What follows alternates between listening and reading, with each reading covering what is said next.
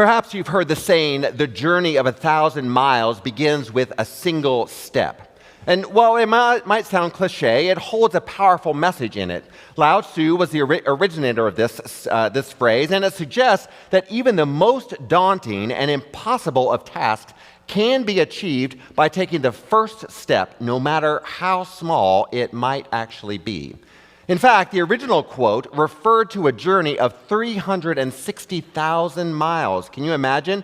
More than 250,000 miles. Now that is a long journey. This is a hard distance for me to wrap my brain around, and it might make me a little bit tired just to think about it. But let's connect that with our journey here in this place among these people. We are at the beginning of a season in the church that reminds us that we are all on a journey of spiritual growth and discovery in which we are becoming more like Jesus. It's a journey that happens throughout our life, and it's one that we focus on most intentionally as we journey towards Easter again this year. It can seem like a lot to become more like Jesus, to grow towards perfect love of God and neighbor. Really? That seems like really far off, at least for me. It's daunting and challenging, but we're reminded that what it takes for us to become more like Jesus is just to take one step at a time, to become a little bit more loving and kind, to give up something that we should set aside, to show kindness to others, spend more time in prayer and reflecting on the way that God is at work in our life. Each small step that we take can make a big difference in our lives and in our journey of faith. Today we're beginning a new sermon series, Living Inside Out. We'll be taking a look over the next several weeks that as followers of Jesus, we know that our spiritual journey is not one that we just do by ourselves. Yes, there is some inner work and some solitary work that we might do on our own, but it involves us taking out that action into the world. As Jesus teaches us, we can't love God without also loving our neighbor.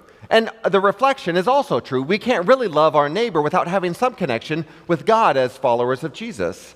That a reflection on our lives and our actions from the world, the way that we live our faith, and how we treat one another, they can't be separated. They are connected. And so over the next several weeks, we're going to look at doing both. How do we both turn inward on our own soul and our own spirit, and also reach outward into our community? We seek to live from the inside out, learning to integrate our spiritual lives with our everyday, day-to-day, going about the world lives. So I invite you to be here every week as we go on this journey of self-discovery and outward action as we seek to follow Jesus' footsteps on the path that leads to positive action in the world around us. Now, this idea about taking a long journey or becoming more like Jesus, it is something that is really challenging. Sometimes I get stuck right at the beginning. Does that ever happen to you? I think I've got this big project that needs to be done, or there's a task that I've just been avoiding, and I just don't want to do it. So I avoid it as long as I can. Sometimes it's because it will be too hard for me, or I think it's going to take a long time, or it's really complicated. Well, it's helpful that when I have a task like that, that I know that I have someone along the journey with me. And this is the message for us today, that our journey doesn't have to be one that we're doing all by ourselves, no matter what the journey you might be on. Imagine that you set out to climb a mountain. You are on a long hike, and it is a warm day, and you have many miles to go and a great deal of elevation to go up, and it is terribly hard by yourself, but it can be helpful if you know that someone's right alongside you, or that someone's walking the trail ahead of you, or you know that someone is right behind you. Doing it together can make a difference.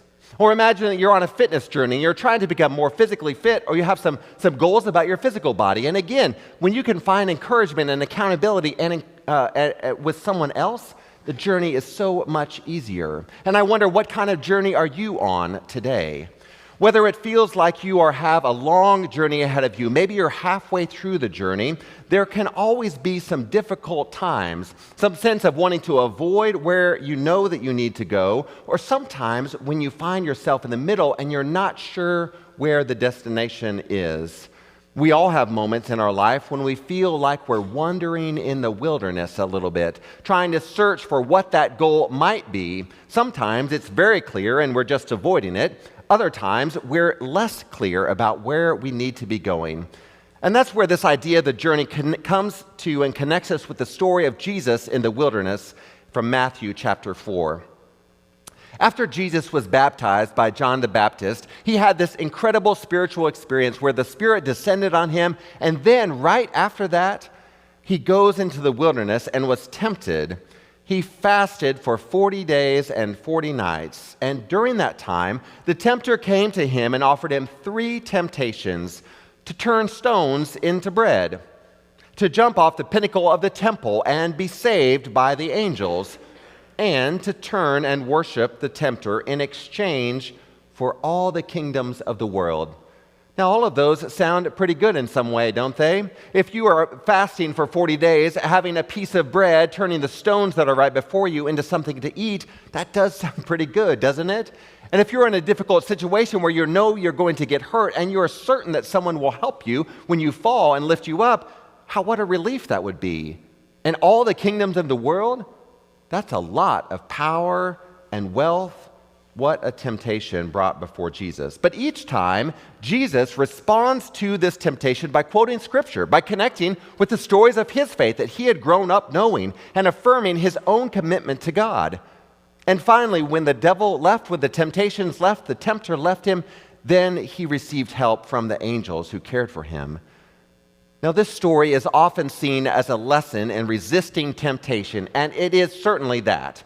But it's also a story about the journey we all take in life and the challenges that we face along the way.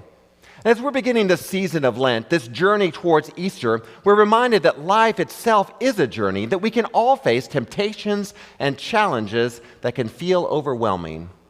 Whether it's addiction, a complicated relationship, a health issue, or a career setback, we all have moments when we feel like we're in the wilderness with no clear direction.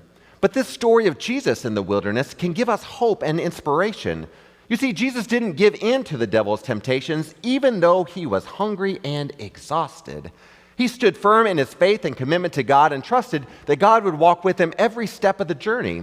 And that is the message for us today. No matter what challenges we face in our lives, no matter how lost or alone that we might feel, we can trust that God is with us and God walks with us along the way, no matter how challenging or lost or in the wilderness or uncertain about making the beginning that we might be. God is with us. Now, of course, you might say, Andrew, that's easy for you to say up there, isn't it? It's easier than actually doing it. It's one thing to say that we trust God when things are going well, but it's another thing to entirely, or in this space, but it's another thing to entirely trust God when things are going hard for us, when we're facing temptation or adversity, or we go out and we find ourselves in places where we're unfamiliar. It's natural to feel overwhelmed, to doubt ourselves at times, and to question whether God is really with us. But this story of Jesus in the wilderness is a reminder that God walks with us in our struggles. Jesus himself faced this temptation and adversity and came through the wilderness stronger and more committed to the mission that he had from God. And we can do the same thing. So how do we do that? How do we stay committed to God even when we're facing temptation and adversity? How do we trust that God is with us even when it feels like we're wandering in the wilderness? Well, one step that we can take is to recognize that we are not invincible. Just like Jesus, each one of us is human. We have weaknesses and vulnerabilities. It's okay to admit that we need help. Whether that help comes from a friend or a family member, someone that is in the congregation, a neighbor, a therapist, a support group, we don't have to face our struggles with just ourselves and God. There are people that can make a tangible difference on the journey. Another action that we can take is to remember to bring all our struggles to God in prayer, even just speaking them out loud. Even if you're unsure that God is listening to your prayers, we can still offer them. Our fears and our doubts, our struggles. Dear God, I'm feeling terrible today. Dear God, I need strength and courage. Dear God, I need wisdom. Help me to make it through this situation. And we can trust that God hears our prayers and is at work in our lives, whether we're paying attention or not. And the third way that we might consider is to surround ourselves with a community of faith. We can find support and encouragement from others who are on a similar journey. Not that we have it all put together, but recognizing that others are on that same journey of living and trying to figure out what it's like. We can share our stories, our triumphs, our struggles, and remind each other that we are not alone. Sometimes your words or your text message or your connection with someone else will be a reminder that someone else is not alone, that God might work through you in the lives of other people, and same with others. When you get an unexpected welcome or an encouraging word or a text message or an email, it might be God speaking to you through that other person. We can offer a prayer, lift others up, offer a listening ear, and provide practical help when it's needed. And of course, we can look to the example of Jesus himself. In the story of his time in the wilderness, we see a model of faith and courage and perseverance. We see someone who didn't give in to temptation, but instead stayed true to his commitment to God. And we can draw inspiration from Jesus' example as we face our own challenges and temptations. So as we begin this journey towards Easter, I invite you to reflect on your own journey in your life right now. What challenges are real for you? What temptations are you struggling with? Where do you need help or support or guidance? And as you think on these things, remember that you are not alone. Who might you ask for help? How might you lift someone up that's in need? God is with us, and people care about you and want to help. So as you journey through the weeks ahead, remember the words of Jesus himself, who said, "Take up your cross and follow me." This is not an easy path, but it's a path that leads to life and wholeness. And it's a path we don't have to walk alone.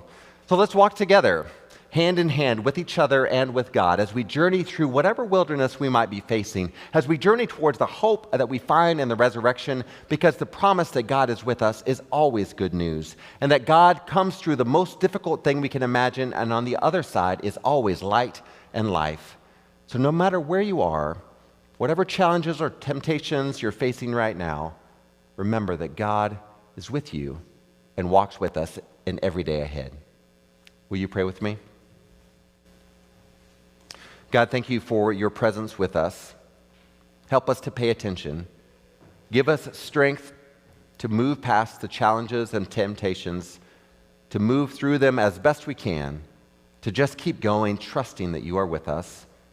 And God, when we need help, give us the courage to ask for it, that we might receive help and offer it when we're able, and all these things in your holy name. Amen.